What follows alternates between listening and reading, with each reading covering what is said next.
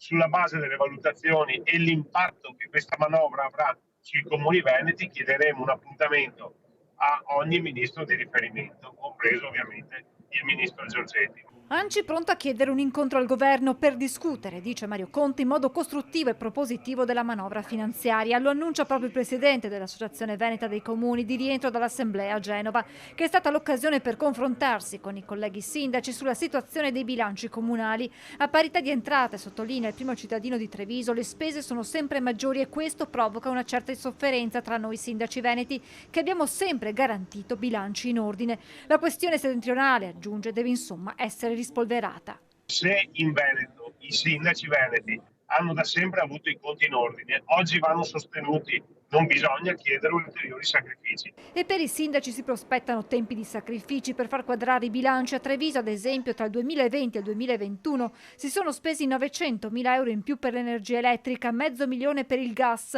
Sono aumentate anche le spese per il sociale, come per le deleghe URSS o le assistenze domiciliari. Abbiamo avuto oltre 200.000 euro di spese per il contratto del verde, cioè vuol dire avere sempre gli stessi servizi ma doverli pagare di più. Il Comune di Treviso, in vista del bilancio di previsione da licenziare entro fine anno, sta analizzando voce per capire dove intervenire, partendo da una certezza: la spesa per il sociale non si tocca. Andremo a rivedere tutto quello che è il tema della contribuzione su attività produttive, sulla cultura, e cercheremo di razionalizzare i servizi. Qualche opera pubblica dovrà essere rivista, ridimensionata oppure rinviata. L'aumento delle imposte comunali sarà l'extrema ratio? Capite che è l'ultima cosa che vorremmo fare, però se ci chiedono di tenere in equilibrio i conti, come in Veneto abbiamo sempre fatto, o aumentiamo le tasse o riduciamo i bilanci. Ho ben presente le difficoltà e l'impegno che caratterizzano le vostre giornate, i bisogni concreti e le esigenze che siete chiamati a fronteggiare,